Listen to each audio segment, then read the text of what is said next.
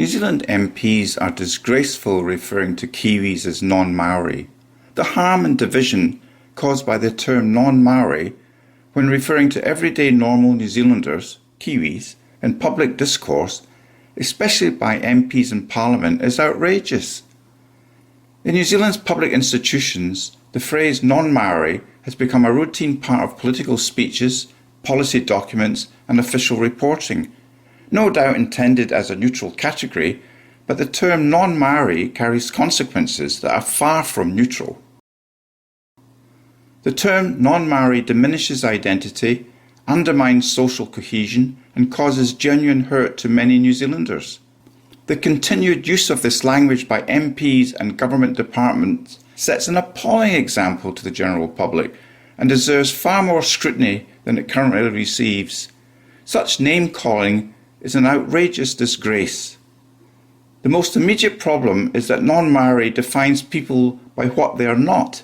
It reduces millions of individuals, namely Pākehā, Pacifica, Asian, Middle Eastern, African, European, you name it, and countless others, to a single negative label. This is not harmless shorthand. It is a linguistic erasure.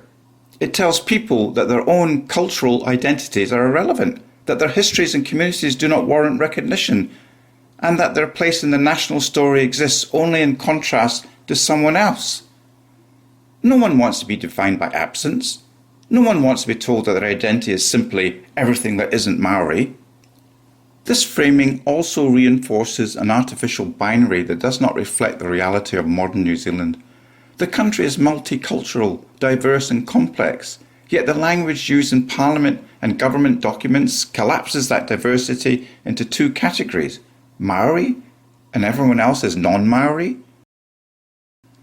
This binary is not only inaccurate, it is socially damaging. It encourages an us versus them mentality. When MPs repeatedly speak in terms of Māori and non-Māori, they signal that the population is divided into two opposing camps. Over time, this fosters significant resentment, alienation, and a sense that national identity is being forcibly fractured rather than shared. The emotional impact of this language should not be underestimated. Many New Zealanders feel deeply connected to the country. They see themselves as Kiwis first and foremost. Being labelled non-Māori can feel like being pushed into the margins of their own home. It can feel like they're being told that they are secondary, peripheral, or less authentically part of the nation. This is not a trivial discomfort, it is a genuine wound to people's sense of belonging. When individuals express that this language hurts them, they're not rejecting Māori identity, they're asking not to have their own identity erased in the process. Furthermore, the use of non-Māori often appears in contexts where more thoughtful language could easily be used. MPs and officials frequently rely on the term out of habit, convenience, or adherence to bureaucratic templates. But convenience is not an excuse for harm. Public leaders have a responsibility to communicate in ways that strengthen social cohesion, not weaken it. When language repeatedly alienates large segments of the population, it is not the public who must simply get used to it. It is the institutions that must reflect on their choices. Ultimately, the continued use of non-Māori is not just a linguistic issue, it is a social one. It shapes how people see themselves, how they see each other, and how they understand their place in the nation. MPs and government agencies must take this seriously. Language is one of the most powerful tools in public life. When used carelessly, it can divide. When used thoughtfully, it can unite. New Zealand deserves a public discourse that reflects the dignity of all its people, not one that reduces millions to a negative label. Wanting more harmony isn't naive or idealistic. It's actually one of the most practical goals a country can have. When people feel seen, properly named and respected, everything becomes easier. Political conversations calm down. Communities feel safer, and people are more willing to listen to one another instead of retreating into frustration.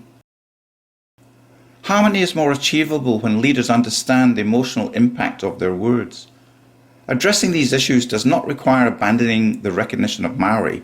Rather, it calls for a more thoughtful, inclusive language that acknowledges the full spectrum of New Zealand identities. It's abhorrent hypocrisy to have MPs like Chris Hipkins and his Labour Party refer to being a party for everyone, an all-inclusive party, but as soon as they open their ignorant mouths, they cause separation and division by deliberately excluding and discarding the vast majority of New Zealanders, by referring to them as non-Māori. Thank you for listening. WhangāreiTim.